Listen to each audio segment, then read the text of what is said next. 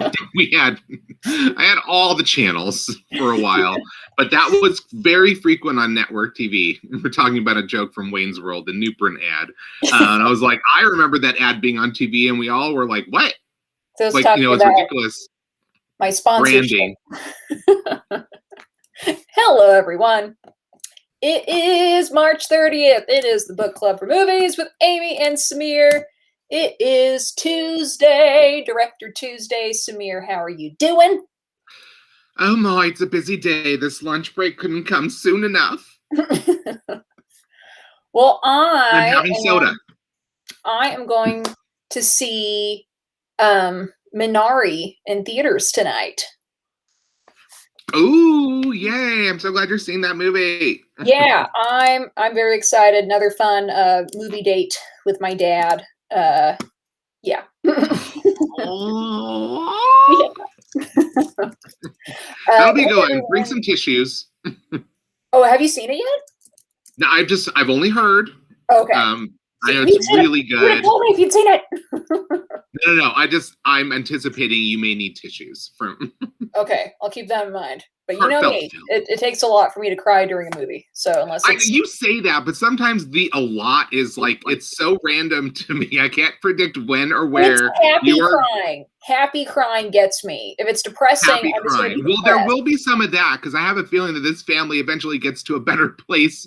Okay, then I'm hoping. I don't know because I haven't watched it. It could end very horribly for everyone. But I've seen I actually saw a stage musical in San Francisco called Viet Gone, Gone, not Gong, Viet Gone, and it was about some of the Vietnamese people who were rescued out of Vietnam and brought to the U.S. and they ended up in these kinds of places, like in that movie Minari. There's like a sort of central location where all these refugees of a sort, they don't like to be called refugees, that's part of the story, but all the people that were brought from Vietnam to here and lived in these communities that were designed to house them, but there weren't a lot of people that worked in them that spoke their language, and they really were trying to build a life as Americans without, it's like it was a small independent little musical. It wasn't a big Broadway thing. But the story of Minari is reminding me of that. So I'm wondering, when you see it, you let me know. Because I will see it eventually. But don't spoil all the sad and happy details, whatever they are. Luke is saying Godzilla versus Kong in theaters. Yeah, if theaters are open in your area and if you feel comfortable going, please go. Go and support them. They've been shut down for a long time, on and off. Especially if you've been vaccinated and you are maintaining your social distancing and wearing masks and doing all those things. All their rules. We don't want them to get shut down again because of morons. I would like to hear back from people who've been. Obviously, Amy has been, and hopefully most venues will continue to do it safely and stress safety no matter what state you're in when you're in there. So, that's the biggest thing. Hello, Crystal. Happy second day of spring break. Yes. I am curious if anybody besides us actually watched the movie from yesterday. Okay, so we will be talking about Hong Kong director Wong Kar-wai, but before that, let's talk about yesterday's film, Love Songs, or Les Chansons d'amour by Christophe Honoré. Les Chansons d'amour. I don't expect everyone else to love it as much as I do, but I still really loved it when I watched it. Okay, so I wasn't in love with it. Well, I didn't expect you to be, but I loved it.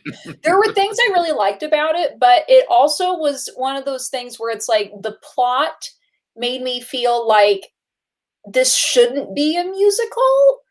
Like, I feel like I would have enjoyed, and this is coming from me who is a huge musical fan, but there was something that was kind of like, okay, why is this a musical? But why is it not? Why not a musical? I know. The point I think is that when you think of stories of musicals, what is the story of Meet Me in St. Louis? There was something about it was presented that I guess I'm just not used to. As far as I'm used to musicals being a little more showy, so that's just what I'm used to.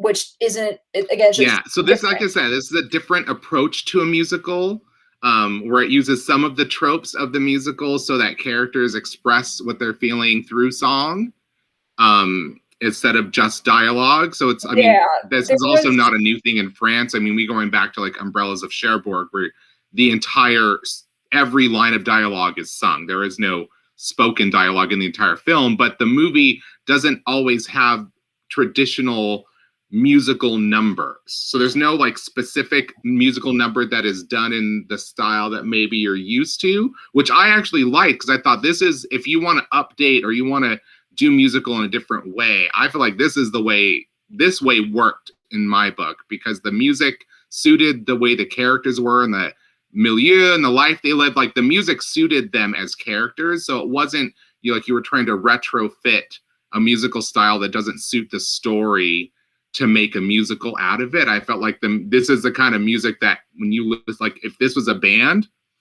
and I would go see this show and listen to this music and enjoy it.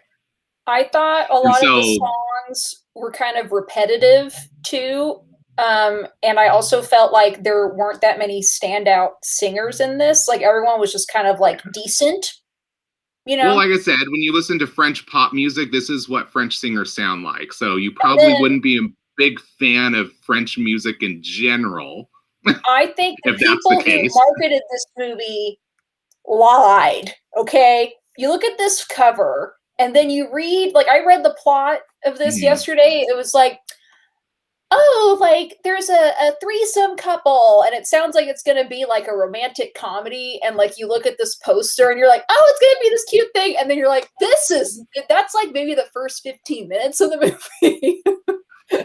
No, that character dies like an hour into the film. Like that's how long it takes. It's not 15 minutes. Trust me, I checked the time. It was like an hour into the movie. No, it's an hour. The movie was only like an hour and a half. It is an hour into the movie. It just moves fast. That's when that character dies, because the last 30 to 40 minutes of the film are specifically about him finding true love with the young man. Yeah. That's like the other half of the story. So that happens about halfway. Yeah, it is like an hour. I suggest I checked the time when it happened. You know what? I'm getting on Hulu. It's like between 40 minutes and an hour into the movie. It is definitely not the first 15 minutes that the character dies. No, I didn't like Alice either. I don't think you're supposed to really like her that much, because one of the weird things in this movie that I always forget about is that Christophe Honoré, like, I think he is also Jewish, and Louis Garrel is half Jewish. And they actually practice. So when you hear these things said by characters, there's like some sort of casual anti-Semitism that is just sort of like normal for people to deal with in France. I don't know. I've seen this in a couple French movies from that period, but I feel like Christophe Honoré is actually calling that out. So she wasn't like, so it turns out that the whole point also is that these are all these different approaches to love that people take. And French movies tend to fetishize romantic complications in movies, I feel. So this was like, hey, this is one approach that we think that we've worked out. Like, we're going to try to do the Jules and Jim thing because they're French, and it doesn't really work for them. They're convincing themselves that it works. And then this tragedy sort of highlights all the reasons that it wasn't going to work anyways, because obviously he doesn't maintain a relationship with Alice afterwards. And he ends up finding himself with the other person, because that is where he really should have gone all his life, but he didn't realize it until that moment. 35 minutes. Yeah, 50. So what was that? Is okay, 35 equal 15? It's probably a happy medium. No, you said 15 minutes. You said an hour. But she's in the movie significantly, and then that character comes back because she's not really truly eradicated from his thoughts. But I don't know, maybe because when I hear the word musical, my brain doesn't automatically go to, MGM musicals with Judy Garland. It's like there's a much wider interpretation for what musical is in my brain. So I can go to a movie like this and love it because I'm like, oh, it did something different. It took stories where it doesn't usually go. The love that the person's finding is not a heterosexual romance for once. Like somebody figured something out, but it wasn't like so over dramatized that it became about that. So there's all these other things in it that I think are, if you want to do a musical in a way that doesn't include giant musical numbers, I am very much in the camp of a movie like this, where the people sort of sing and act in the kind of music that you would imagine them listening to or having around them.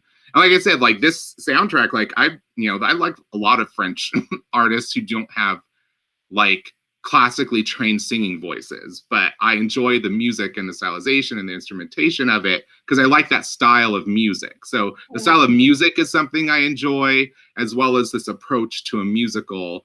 And obviously I didn't like all the characters because I don't think you're supposed to like all the characters, but I really loved him in this movie because I thought that if he wanted to start a career as like an indie acoustic pop star, like I would be at every show, like sing all these songs. Like people in France like love this soundtrack like a lot, so it was music that spoke to an audience there very highly, because I think that's what French pop and acoustic rock music sounds like, and so it didn't seem crazy to them. I thought that the best singer was the guy he ends up with. I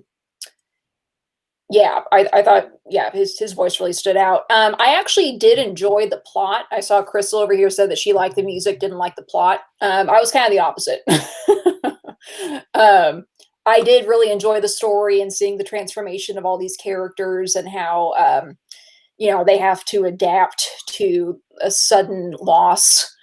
So I did like that. And I thought it had some tender moments, and I thought that Luis Garrel's character was really interesting, and you couldn't really put him in one category. Like his character kind of flip-flopped a few times, which some people, that happens. Well, if you didn't see this still love the movie. It's free to watch on Hulu, but I do think that what the movie does differently with the word love should be noted, because love is not always just pure happy things. What's like, we both love the Harry Potter novels, and there's a reason the room, the secret room that is like all the power of love is contained in, is destructive and powerful and dangerous to play with. And so you get all of these different sides of how love can feel when it's lost, when the person you love is gone. When you've tried a relationship and it doesn't work out, when you find it for real, when you're trying to reignite it, it's like all these different aspects of it are sort of brought into it, and it becomes the soundtrack of our lives. And I thought that was kind of the way the movie worked for me. So still keeping my DVDs on the shelf. French and English DVDs. Well, if you didn't see this, see what you think. It's on Hulu. See what you think. Definitely a worthy watch. All right, before we move on, let's do today's little movie puzzles. Crystal, I thought that was today. It kind of is. We've had that day before, though. Like when we watched The Producers.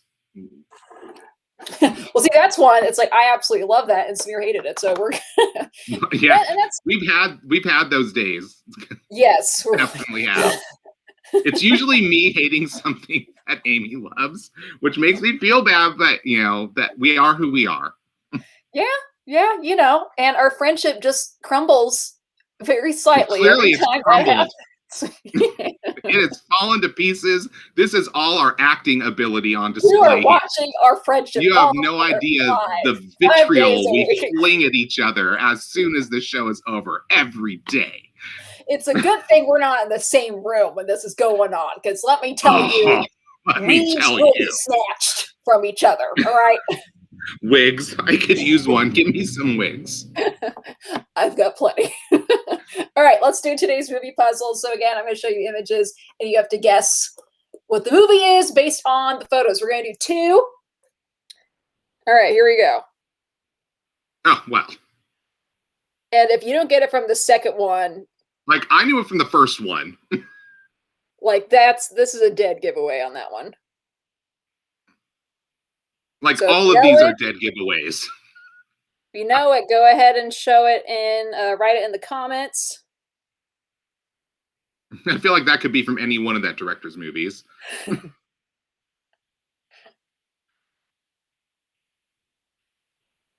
Crystal, Right? there we go. Crystal got it. Here is the last one. It's Kill Bill. Here is the Death List 5.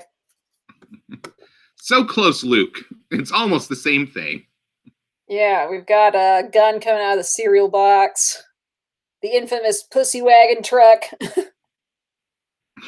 What was this group called again? Wait, which is that? The Crazy 88? Yes, I knew it was numbers. Yeah. Some exploding heads. Lucy Lou's head get chopped in half, and the Death List. There we go. All right, let's do easy one. Too easy. Okay, this is another easy one, I think. All right, we've got. Sorry, it's kind of hard to. Okay, basically, someone's writing a check.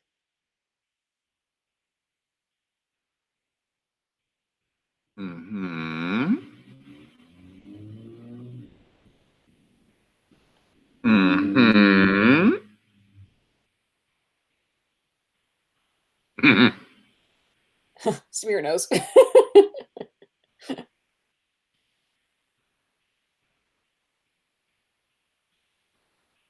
Luke got it. There you go. The Big Lebowski. Yep, we've got and it's hard to see on here, but he's writing a check at Ralph's for like it was like 49 cents or 60 cents or something. It's like 69 cents or something. Yeah. For the carton of milk, for the carton of cream to make his White Russians. Yeah, we've got a suitcase full of dirty undies.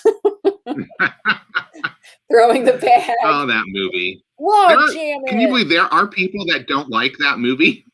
Oh. Can you imagine? I seriously met them and their arguments are weak. Yeah.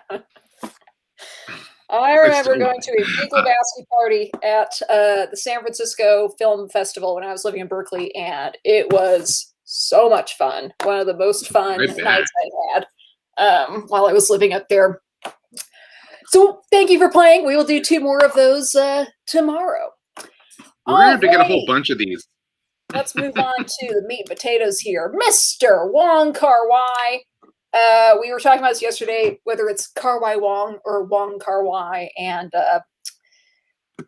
it's for this to be more accurate, it would be Wong Kar-wai, just because of how they switch their names. Like Gong Li, technically Li is her first name, but that's how it goes. Wong Kar-wai is a massive, influential auteur from Hong Kong, part of like they call it like the Hong Kong New Wave. I know you just transposed the letters. I know. Hong Kong New Wave.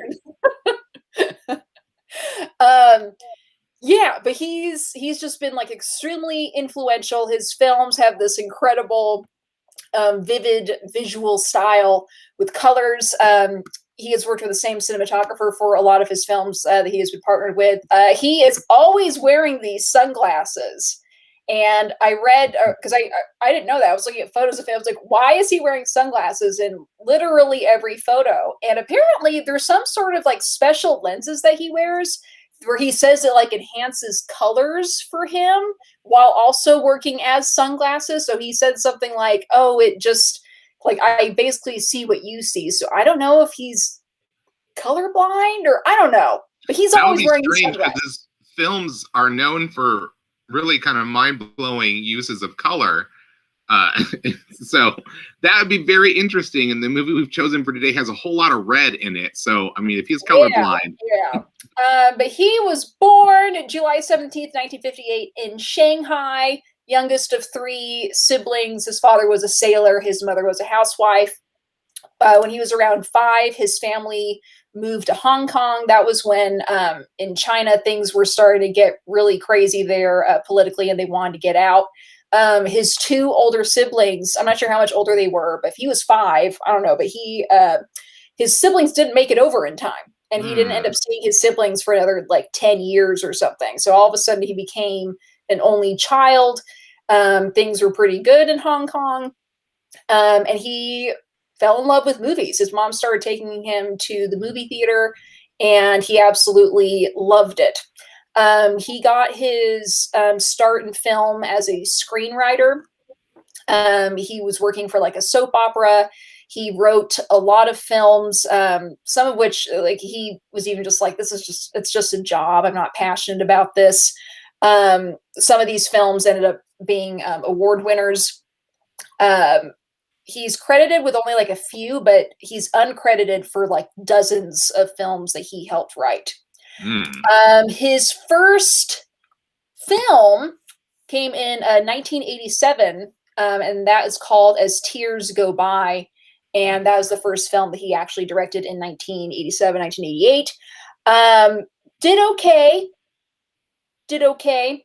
But this was right when the Hong Kong film industry was really taking off, and they were really offering a lot of opportunities to new directors. And with him already being connected, he was offered a position. He's like, yep, I want to do it. The next film he did was called Days of Being Wild. And this is when he first worked with Christopher Doyle, who is a Australian, and I didn't really look up. It says that he is Australian, but he's been his cinematographer for like most of like a lot of the great his Hong Kong nationality is listed as Australian and Hong Kong. So he moved because of the work he was doing with Wong Kar-wai. Yeah, like it made him desirable by other filmmakers there, and he became he was a go-to cinematographer. Like they worked pretty much in tandem for a lot of most of these films, I think. Christopher Doyle is also known now for having also done the cinematography for the color remake of Psycho. So perhaps unenviable claim to fame in this side of the ocean. But beyond that, his work in these movies is just incredible. Absolutely incredible. Days of Being Wild didn't do very well financially, and because of that, he couldn't really get funding for his next film, which was supposed to be a sequel. Eventually, he got funding for his third film called Ashes of Time. And his career just started to kind of like get better and better and more recognized. He did something called Chungking Express. That became a huge hit, and that's something that he made on a really low budget. He filmed it in, I think, like 6 weeks, and it just became a massive hit. It's been on some of like the best films ever lists. Actually, a few of his films are on that list. Next, he did Fallen Angels. Happy Together was another really big one. I think it was that one where. That's the one that's about a gay romance, and they're in, I think, South America, and one of the actors, Leslie Cheung, I think, had suffered from mental illness as well as being closeted for a long time, and I believe he took his own life a few years after that movie. Wow. Was really sad. He's beautiful and amazing in that movie, though. I don't know if that movie is as widely available to stream, which is maybe the reason why we didn't choose it, but also because it's a downer of a movie. And it is a real downer. It's very sad, and the story of the actor in it being sad too. But also, I don't know that it was available. It is a stunning film, though. I love it. But I love almost all of this guy's movies. So, yeah. Happy Together, he won Best Director at Cannes Film Festival, and he was the first Hong Kong director to win for that. He also became, I forget what it's called. He was like the head of Cannes Film Festival one year. What's that called? Oh, like he was like the on the jury. He was like, he led the jury. Yeah, he did that one year, and he was also the first Hong Kong director to do that. Then came In the Mood for Love, which is the film that we picked. This came out in 2000. This film took 15 months to shoot. which Wow. supposedly it said reportedly drove the main actors to a breaking point. Well, yeah, because their characters are in this like complete, like sort of stilted no man's land, romantically speaking. That's a weird place to be, you know, mentally to For play a 15 months. character for Yeah. 15 months. Wong has said that In the Mood for Love is the most difficult film in my career so far and one of the most important. I am very proud of it, and it has also been on lists of the greatest films of all time. After that came 2046, which I actually think I've seen that one. I'm pretty sure. That one got wider distribution because of the success of In the Mood for Love. It played a lot of art houses. It did really well at the art houses here. It's such a beautiful movie. Like, it's a very sensuous experience. Just the movement, the color, the actors themselves are stunning to look at. Like, everything about this movie is really beautiful, and it really does create a mood. That's its primary goal. Yeah. After that, he did Eros and My Blueberry Nights. He did The Grandmaster, and he's still working on stuff, but he's someone who really is an auteur. He chooses his projects very carefully. His films are known for being very artsy and moody with lots of colors, lots of things with romance and passion, kind of forbidden romances. But what can you tell us more, Samir? You've seen more of his films than I have. Well, I mean, stylistically, you kind of covered the ground. You are you're gonna feel like you went into another world sometimes, especially in this movie. Like, you just feel like you've stepped into the universe that these characters inhabit. Like, the film experiences envelop you. I remember actually when I saw, which one was it? Chungking Express, I think, was the first big one that everybody started paying attention to. And I remember it used the song California Dreamin' over and over and over and over and over again. He doesn't do that in all his movies, but the soundtracks are very important to his film. So there's a lot of compare and contrast between the image and the song. So pay attention to the lyrics of the songs in his movies. But really, they're like visually intoxicating experiences. And doesn't he do a lot of like non-linear storytelling too sometimes? Yeah, it's not in a specific. It's not. There's not like a. It's not a traditional narrative. Like, is it like? So this is more of a sensory experience than a strict narrative about two people trying to overcome the obstacles of love. It's really more about making you feel what these characters are feeling, and you know that is a journey in and of itself. Those internal feelings and navigating them. So it's kind of what this movie is. And that's what a lot of the movies are. They're not constructed according to a traditional narrative structure that you get a perfect beginning, middle, and end where you know exactly this is the rising action. And this is like, it's not following those kinds of rules. He's much more in his characters' heads, and he wants you to sort of feel them as much as you're watching them. You'll get that from this movie in spades, believe me. Yeah. He's also done a lot of short films as well as some advertisements for perfumes like Lancome, Hypnose. Well, you know, they pay a lot of money. Yeah. His last film was in 2013. That was The Grandmaster.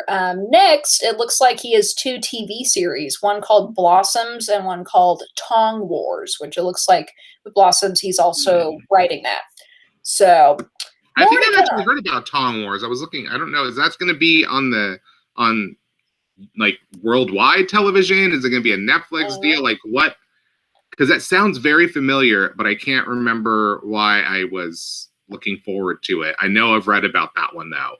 I think it's going to be available for a lot of people to watch somewhere, but I have to double check my sources on that one.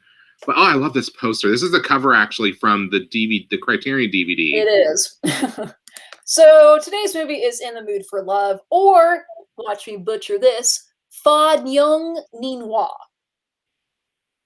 Well, sometimes the Wikipedia page gives you like an audio recording of how it's said. And that's it on IMDb. Fa Nyung, and I honestly don't even know if that's Chinese or Cantonese. That's something too. With him, you know, he was born speaking Chinese, and then when he moved to Hong Kong, he had to learn Cantonese. He learned English. And he's fluent, I think, in all three, which is awesome. This movie, two neighbors, a woman and a man, form a strong bond after both suspect extramarital activities of their spouses. However, they agree to keep their bond platonic so as not to commit similar wrongs. Well, let's see how long that lasts.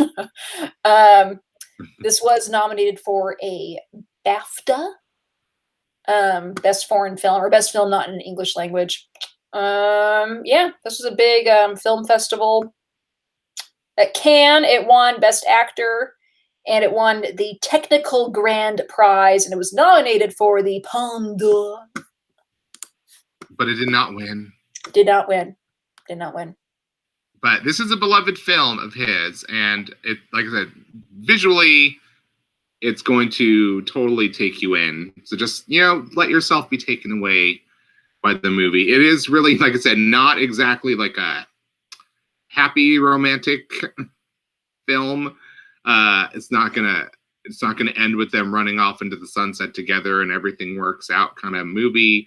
Most of these movies don't seem to be like that, but which seems pretty accurate to life.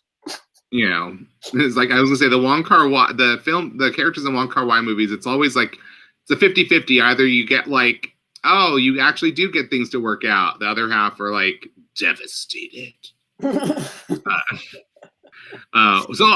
we'll see how bad it is. I don't think it's terrible because I remember leaving this movie just being like literally feeling intoxicated. Like you were just like, oh, so that movie, it makes me want to live in their world, even though it didn't seem like they had that great a time sometimes. Yeah, doesn't this take place in the 1960s? I think so, yeah. Oh my God, the costumes in this movie, the dresses. That is this Maggie Cheung? Is that who plays the lead female character in this movie? Maggie Cheung and Tony Chu-Wai Leung. Yeah, they are beautiful, and they are both really beautiful. She is especially stunning, and like, yeah, these like I don't know, I can't remember what the kind of dresses they are. I don't remember if they're Cheongsam dresses or what the specific name for that garment is, but yeah, the dresses she wears in this movie and just like the styling of everything is so like, it just is so beautiful. You will want to be there somehow. Like I said, you will still want to be in their apartments, in their world, smoking their cigarettes, like you want to be a part of all of it. Just watching this movie, it is magic. I guess, Crystal's right. Like week of forbidden love, week of like magical realism with a touch of actual realism mixed in. And I think you're going to get some of that today. Well, maybe we planned the movies for, of course, tomorrow's movie. that is just batshit crazy. Oh, yeah. In the Mood for Love is available on the Criterion app and HBO Max. Oh, good. So even if you don't have Criterion, even though we are constantly encouraging you to get it, if you have HBO Max, it is available on that.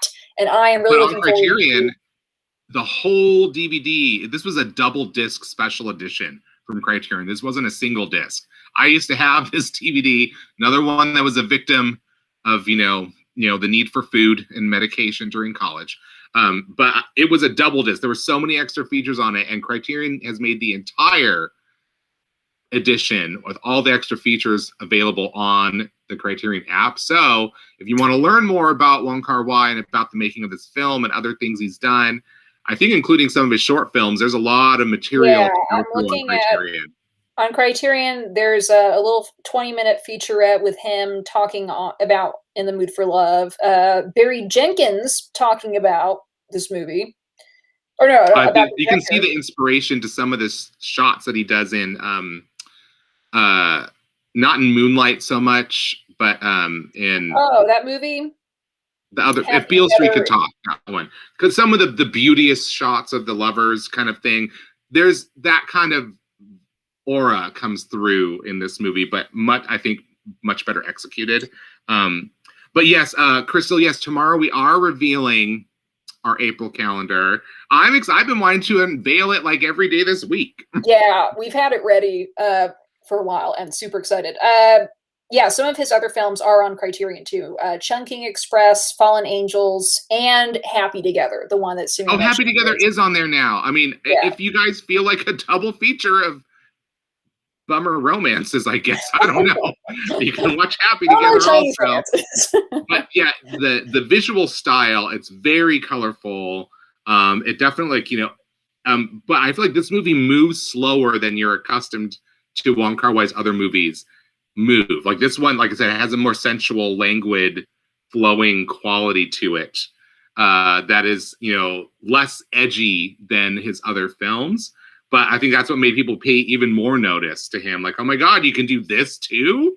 Mm-hmm. Like, it's great. But yeah, Oscar Muthon's Cubbing Crystal, that is clearly the inspiration for our calendar. Yes. We're so excited. We got to wait one more day, though. One more day. Tomorrow's going to be fun. So tomorrow we will be discussing In the Mood for Love after the film. We're ending the month on a Woman Crush Wednesday with Carmen Miranda, and I might be wearing a costume tomorrow because I just happen to have been gifted a Carmen Miranda outfit somewhat recently. Oh my. So, I mean, when else am I going to wear it? That's true. Yeah. So if you want to see me in a Tutti Frutti hat, you got to see me, just for that tomorrow. And then we will be finally revealing our April calendar, which we have been working on basically for months, as far as us already thinking of what we were going to do.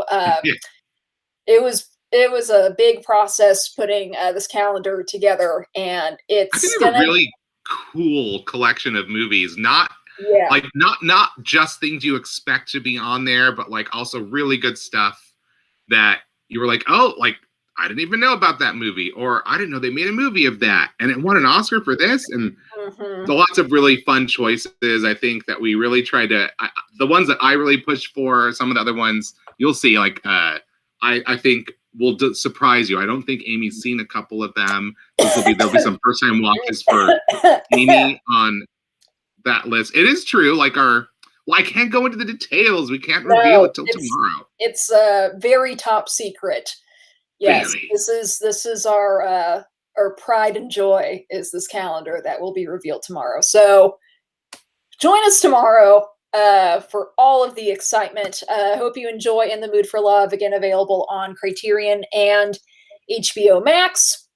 Please look at our Patreon. Put that over in the comments for your clicking pleasure. Also check us out on Redbubble, and then you can be like me with my t-shirt and my coffee mug, and this print is available on a lot of different things. Samir ordered like a little pin. I think you got a tote bag.